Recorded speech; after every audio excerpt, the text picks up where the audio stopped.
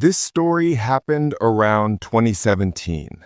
My name's Josh, and I worked at the only gas station on a huge highway out in the Arizona desert. Our station was big, but there was nothing else for miles and miles.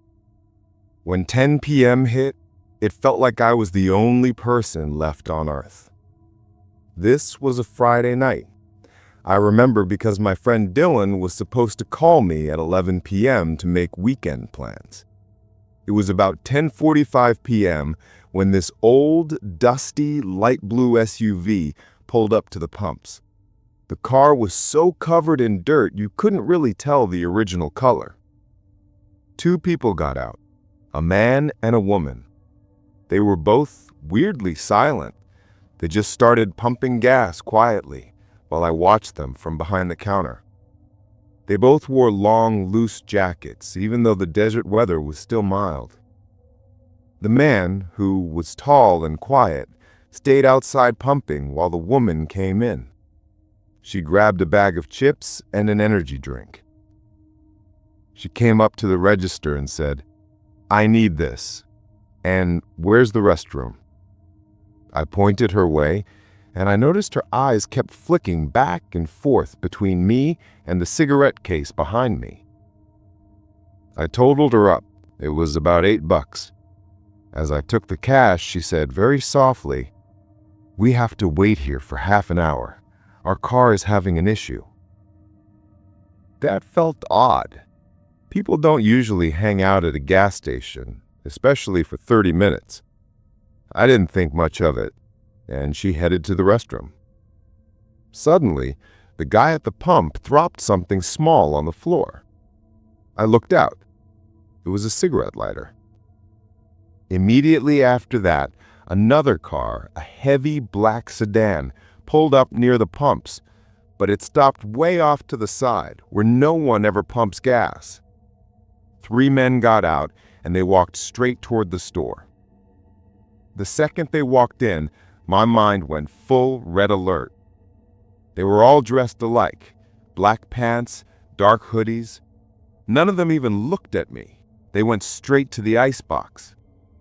Now I had 5 strangers in the store, 1 woman in the restroom, 1 man at the pump, and 3 guys right in front of me. I watched the woman from the restroom come back out. She didn't return the key. Instead, she stood right next to the emergency exit door that led to the highway. I realized instantly this wasn't a coincidence. These people knew each other, and they chose this spot. I asked the 3 guys, "Can I help you with anything?" The tallest guy, the one in the middle, pulled his hoodie down. There was no unusual spark in his eyes, just a cold, blank determination. He said, "No, we're just waiting a bit." I saw the guy outside at the pump pick up that sharp object and hit the car's back tire. You could hear the air start leaking right away. At the same time, the guy inside dropped the energy drink he was holding on to the floor. The crash was so loud, it stunned me for a second. Right in front of me, one of the guys rushed forward to lock the main door, while another one quickly moved to get behind the counter.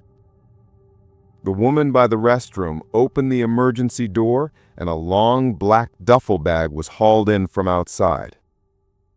I didn't waste time trying to figure it out. I slammed the emergency button hard. As soon as I pressed it, I crouched down. That button not only calls the police, but also sets off a silent alarm only they can hear. Immediately after, I dashed toward the door, but the guy who came behind the counter beat me to it. He didn't just block my way, he grabbed my phone off the counter and smashed it in one swift motion. "No resistance, Josh. We need your sleeping pills, the cigarettes, and the cash in the back safe." I looked at the cigarette case. They were here for that specific high-value tobacco and cigarette inventory that you couldn't find at just any station. In that moment, the scariest thing in my life was the realization I was caught in a conspiracy, way out in the desert. They punctured the tire to keep the outside guy anchored. The woman secured the back door, and the other three were controlling me. This wasn't some random opportunistic thief. I didn't try to fight them. I just put my hands up and said, "I'll open the safe." I figured I just needed to hold out for Dylan's call at 11 p.m. When he didn't answer, he would know something was wrong. As they headed toward the safe, the guy who had been at the pump quickly shut the gas tank and slipped inside. Now there were 6 people in the store, all of them unnervingly coordinated and quiet. The fact that they had planned every step shook me to my core. They had rendered me completely helpless in a silent, desolate spot. I still feel that fear today, when you know you're not just a victim of a casual theft, but the target of a cold, organized setup. The police came, but by then they were long gone with everything, leaving me tied up next to the safe. I got my stuff back, but the feeling that someone knows your whole routine never goes away. If you enjoyed this story, make sure to subscribe to the channel for more stories like this. Also, let me know in the comments how you found the video. Now, let's move on to the next story.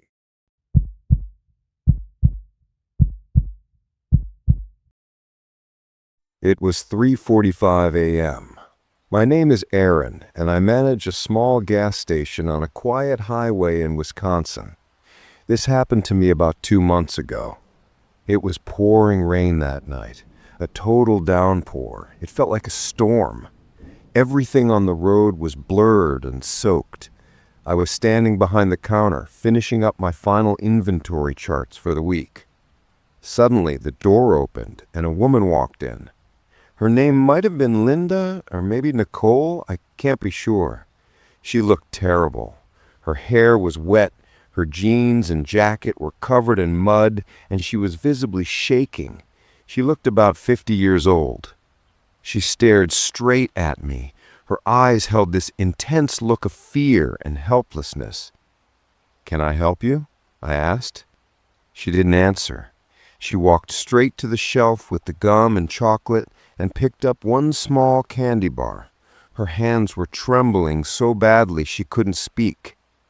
When she came to the counter, she reached out her hand to me. There was no cash in her palm, just one small, old, round button, maybe a broken button from a coat. She whispered in my ear in a voice so trapped, "Take this. Please, just give me this one candy bar." I looked at the button for a second, and then I just gave her the candy bar. It was strange, but I figured she was distressed or maybe mentally unstable. I let it go. She took the candy bar and went to sit in the corner of the store with the tables. She quietly opened the candy bar, cut it into tiny pieces, and started eating. She kept staring out the window into the rain. 10 minutes later, another vehicle pulled into the station. It was a large, white, shiny Ford SUV. It looked brand new, even in the rain. 3 people got out, 2 men and 1 woman. They were all dressed in suits, like they'd just come from an office meeting, but it was almost 4 a.m. There were no smiles on their faces, just this rigid seriousness. The 3 of them came inside, and without looking at anything else, their eyes went straight to the corner where the first woman was sitting. The tallest man, who looked like the leader, walked up and put his hand on the woman's head. He said in a very polite, cold, and paternal voice, "Linda," that's the first time I heard her name, "you broke rule number 4. You know you were supposed to stay outside the station, not come inside." Linda shook her head no, like she knew what was coming. The other woman looked at me, and her eyes were blank. She held a small piece of paper in her hand with a dollar amount written on it. "Sir," she addressed me, "the candy you gave this woman is part of our project. She is our client. Would you like payment for it?" "What?" I said. "It was just a candy bar. Before I could finish, the man grabbed Linda's arm and lifted her up easily like she was a toy. "You're doing a good job, friend," the leader told me. "This woman was in deep distress. It's our job to teach her to love life again. In the process, we expose her to solitude and poverty so she can appreciate our facilities. She was not permitted to break rule number 4. He pulled out a shiny credit card from his pocket and placed it on the counter. "Here is $1,000. Quietly do your job. We are taking her back now. She needs discipline." Linda looked at me for a second. There was a silent plea for help in her eyes. That button she gave me was probably her last desperate attempt. The group took Linda and walked out, completely calm and quiet, as if they were moving a piece of furniture. Once they were in the SUV, their vehicle turned onto a different highway and vanished into the darkness. I picked up the $1,000 and my hands were shaking. This wasn't a case of theft or hooliganism. This was an organization. This was a rich, powerful group that owned people, controlling them through psychological torment. I knew that if I told the police, I wouldn't stand a chance against their suits and expensive lawyers. I threw the $1,000 in the trash and went back to my inventory sheet. But ever since then, every time I see someone at the gas station, I wonder if they're just waiting for that white SUV. That was the most terrifying reality. I knew she was a person, and I watched her get sold, staying silent for the price of one candy bar. It's terrifying what humans can do when they have power.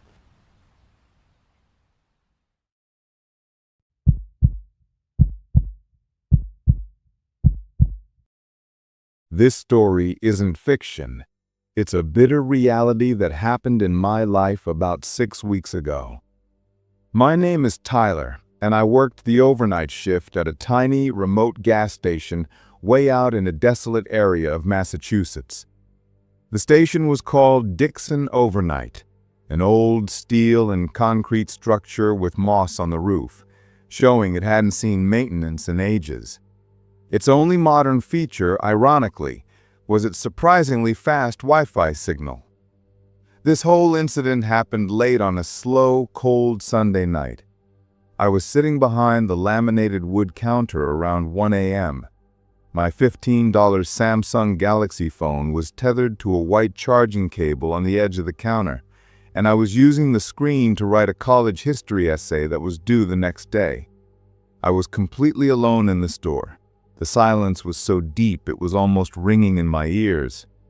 The only sound was the faint, thin hum of the overhead fluorescent lights, like a distant whisper. Outside the glass doors, the road was completely quiet. No car lights, no sound of an engine.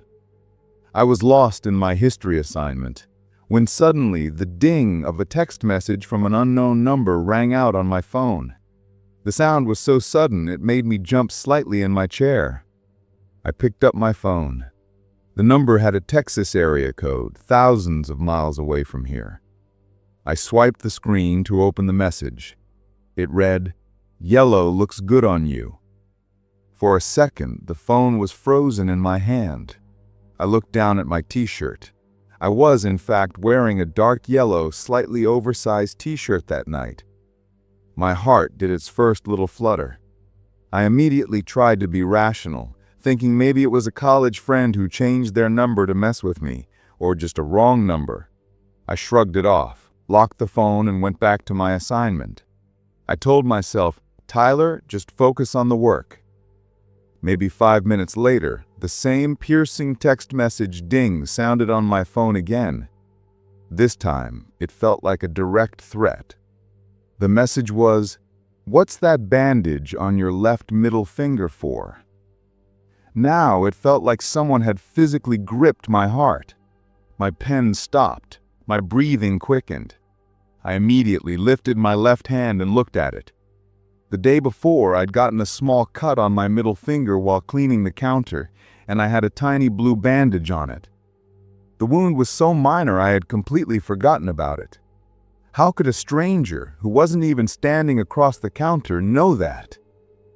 The alarm bells started ringing in my mind. I leaned forward slightly in my chair and anxiously scanned the entire store. There was no sound besides the gentle hum of the cooler behind me.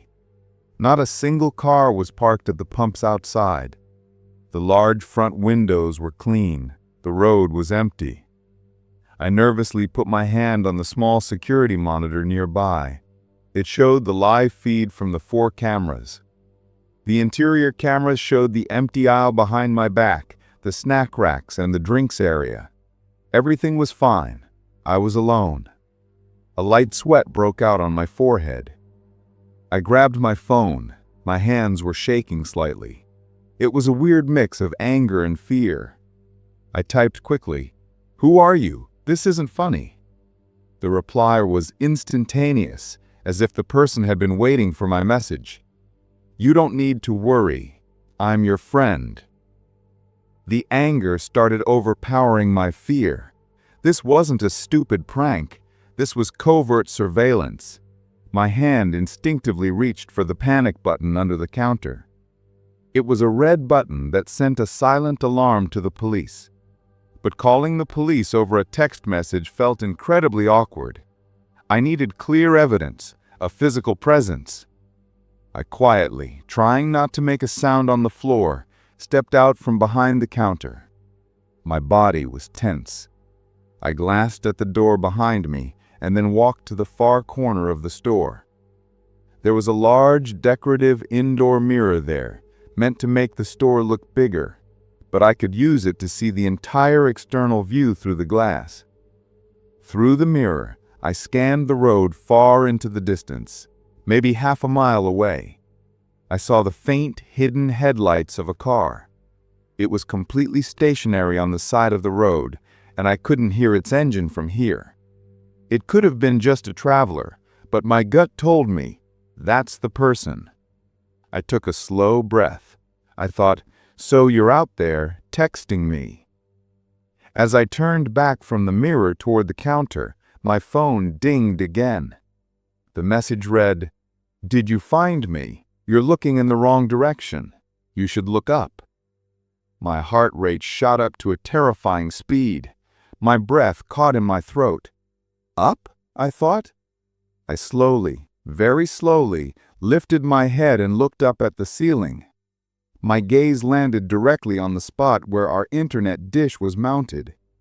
It was a white, slightly bent dish that connected our station's security camera feed to the internet.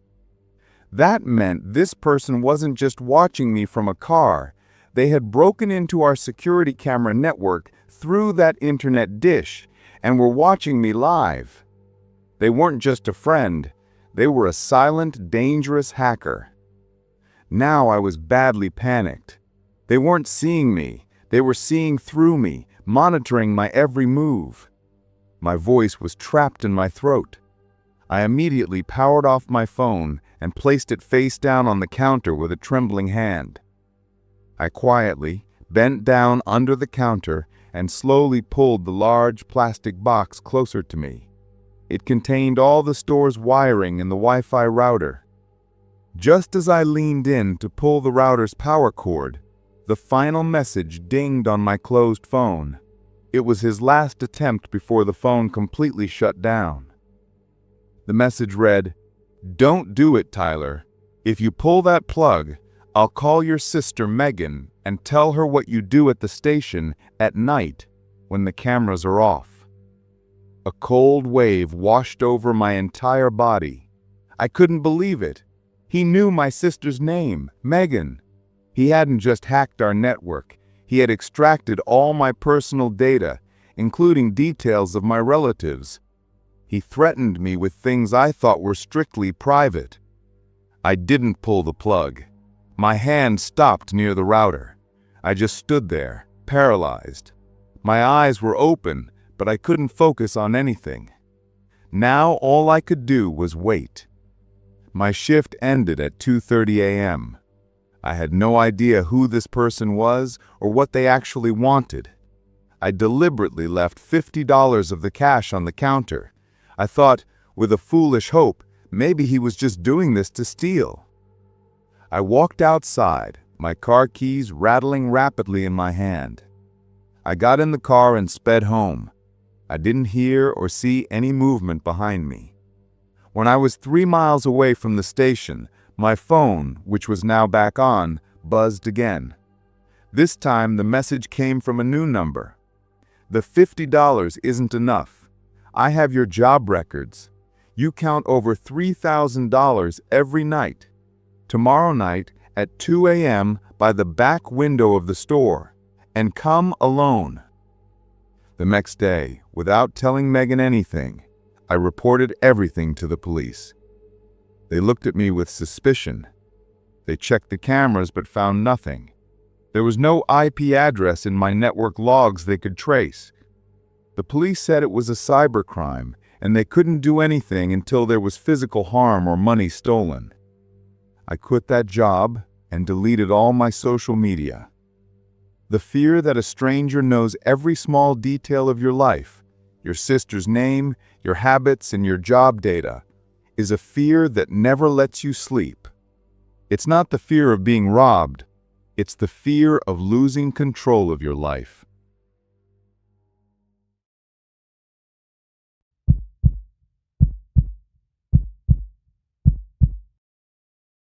This isn't an old story. It happened just last month.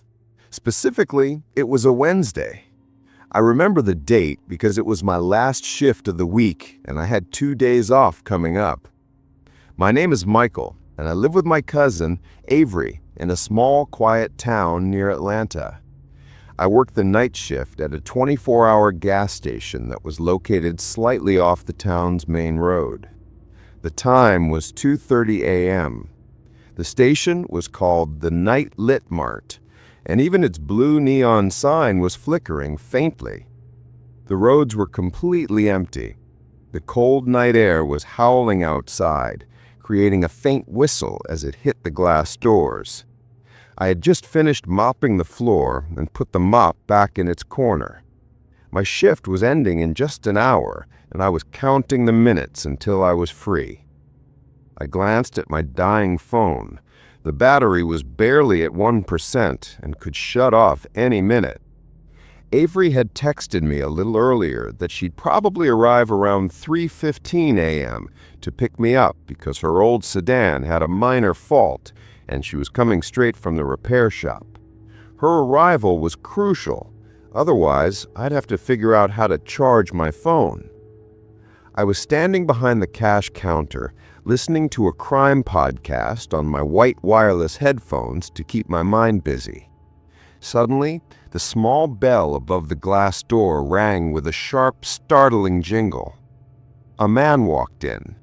He was quite tall, but he wore an old, moss-colored, dirty baseball cap with the brim pulled so low that most of his face, especially his eyes, was hidden. I didn't get a good vibe from him at all. His face looked stern and expressionless. I thought, maybe his name is Darren or John, but I had no idea who he was. The man headed straight for the cold drink section. That's normal, but the way he was moving was incredibly strange. He was taking these very slow, deliberate steps, as if he wasn't in a rush, but rather browsing an old museum. Usually, people at a gas station late at night are in a hurry. They grab 1 or 2 things and leave. He picked up a small can of Coke and then, holding it, started walking around the entire store again. He moved in slow motion between the aisles, his eyes scanning every shelf, from chips to engine oil. His unusually relaxed behavior felt like a warning bell to me.